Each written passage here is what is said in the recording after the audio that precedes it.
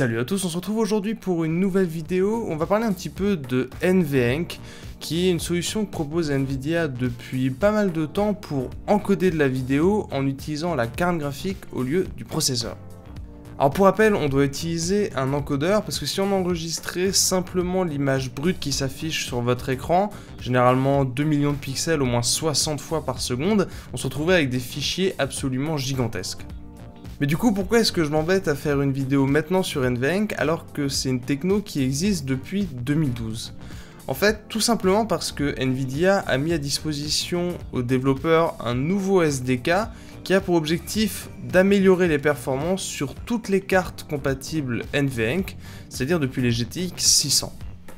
Et en bonus, ils promettent une amélioration de la qualité sur les nouvelles cartes utilisant l'architecture Turing, comme par exemple la RTX 2060 que je vous ai présentée récemment. Ce qui est plutôt cool, c'est qu'OBS est le premier à proposer une solution basée sur ce nouveau SDK avec OBS Studio dans sa version 23 qui est sortie il y a quelques jours.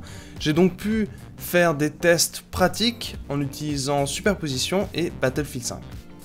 On va commencer avec l'amélioration des performances sur Superposition qui est très gourmand au niveau de la carte graphique.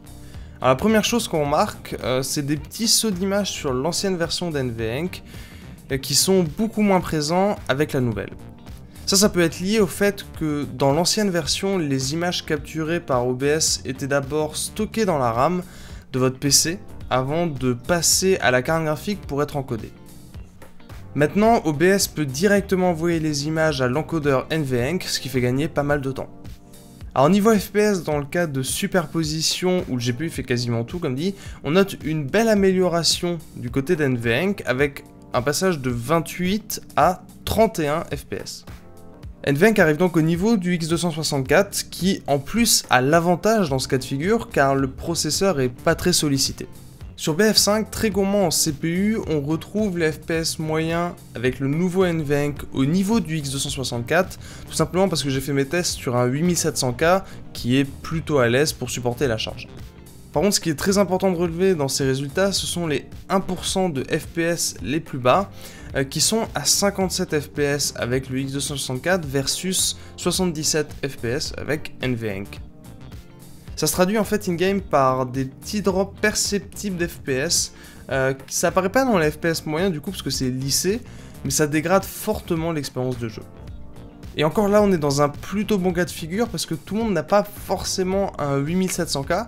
Et donc pour voir si NVENC est vraiment intéressant, ce que j'ai fait, c'est que j'ai simulé un processeur moins puissant en désactivant des cœurs sur le 8700K pour le passer à 4 cœurs actifs. Et j'ai aussi retiré l'hyperthreading. Évidemment, dans ce cas de figure où on simule un processeur 4 cœurs 4 threads, on a évidemment le nouveau NVENC qui rayonne en offrant les meilleures performances avec le X264 qui engendre d'énormes drops d'FPS et une vidéo totalement inexploitable. On notera au passage que l'hyperthreading ne fait pas que du bien sur BF5, mais on va garder ça de côté pour une autre vidéo. Comme on a pu le voir, niveau performance c'est plutôt encourageant, mais la question c'est est-ce qu'on a toujours une bouillie de pixels en échange ? Parce que vous savez peut-être déjà, mais NVENC n'est pas vraiment réputé pour offrir la meilleure qualité vidéo, surtout quand vous mettez un débit vidéo assez bas pour stream sur Twitch ou YouTube à 6 Mbps par exemple. Du coup pour tester ça, j'ai de nouveau utilisé BF5, mis en ultra évidemment, avec un bitrate de 6 et 15 Mbps. La qualité globale est effectivement meilleure, avec une bonne amélioration de la qualité quand il y a beaucoup de mouvements, que ce soit avec 6 ou 15 Mbps de bitrate d'ailleurs. Dans cet exemple, regardez bien la netteté du bois après un mouvement rapide, ça montre la capacité de l'encodeur à gérer la qualité vidéo quand beaucoup de pixels doivent être mis à jour. Alors évidemment, même si le X264 reste le plus à l'aise, le nouveau NVENC se débrouille déjà beaucoup mieux. En focalisant sur du texte pour voir l'amélioration à ce niveau-là, on voit que c'est déjà bien mieux. Par exemple, si vous focalisez en détail sur la distance vers l'objectif, par exemple ici 133 et 132 mètres, on voit que le texte est effectivement plus net, mais c'est pas aussi extrême que sur des screenshots fournis par Nvidia. Alors évidemment, dans ces vidéos qui ont été encodées par mon logiciel de montage, puis encore encodées par YouTube, vous n'allez pas forcément voir grand chose. Donc du coup, il va falloir un petit peu me faire confiance sur la partie qualité visuelle.